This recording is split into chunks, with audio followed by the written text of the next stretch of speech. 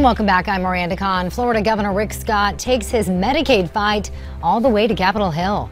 In a recent lawsuit, Scott accuses the Obama administration of trying to force Florida to expand its Medicaid program by withholding federal grants from another program. The House Energy and Commerce Committee says it's looking into Scott's allegations. Members, including Senate Majority Leader Mitch McConnell, are also writing a letter to President Obama on behalf of Rick Scott. What do we want? Justice! When do we want it? Now! If we don't get it! Wisconsin police arrest 25 protesters in Madison for blocking a downtown street. They released them shortly after. The protest erupted after prosecutors decided not to press charges against Officer Matt Kinney. Kinney shot and killed an unarmed suspect back in March.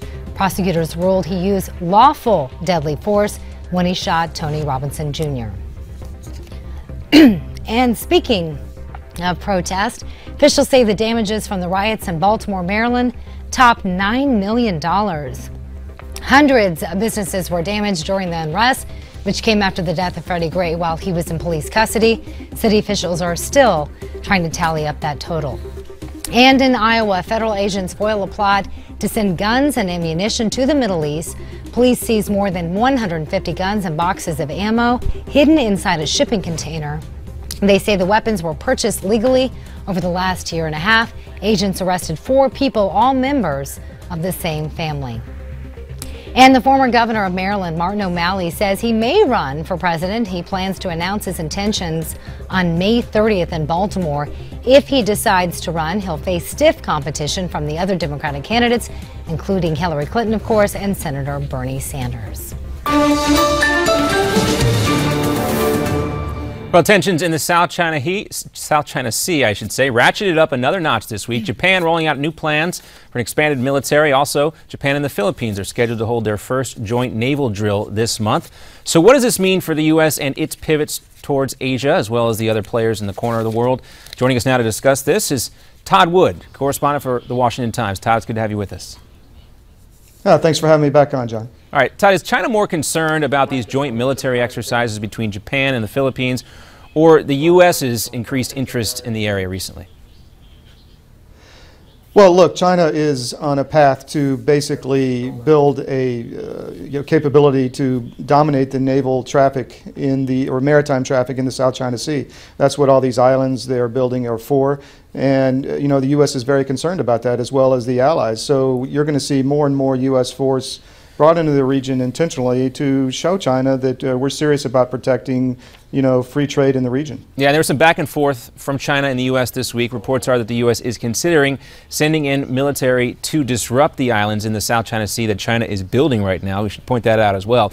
The U.S. has avoided taking sides really explicitly up until this point. What do you think is the end game by this recent announcement by the U.S. that they might send more military assets to this particular area?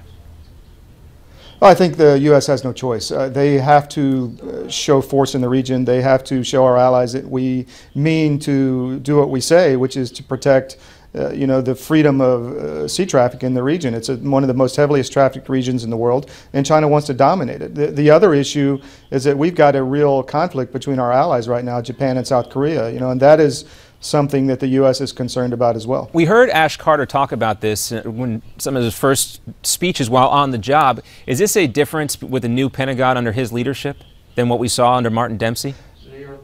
Excuse me, not Martin Dempsey. Yeah, I think so.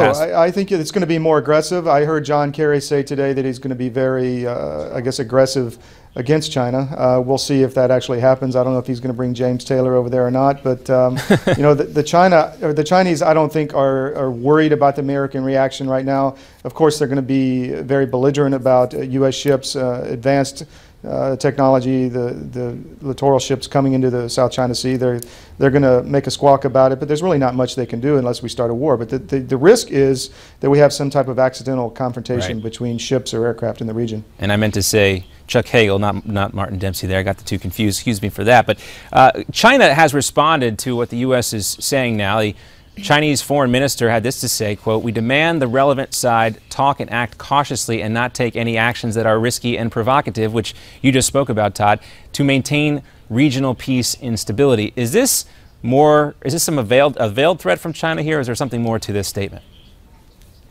Well, look, I mean, they're the aggressor here. They're trying to build islands on sunken reefs so that they can claim territory in the region that a lot of different nations claim, whether it be Vietnam, the Philippines, Indonesia, Malaysia. There are a lot of disputed territories, and just because China dumps a bunch of sand on a reef doesn't mean that all of a sudden they have claim to that region, and because you've also got sea and naval and airspace around whatever territory is there. So it's a real problem, but the U.S. has no choice but to say, look, we don't respect this, we don't honor it, and you're not going to do it. All right, no choice, but perhaps too little too late. Todd Wood, thanks so much for being with us. We'll check back in with you soon. And coming up, are liberals using the Amtrak train derailment to fast-track their agenda? We'll talk to Ford O'Connell, who's going to be with us live from Washington, D.C. in just a moment. There he is. We'll talk to Ford about not letting a crisis go to waste right after this.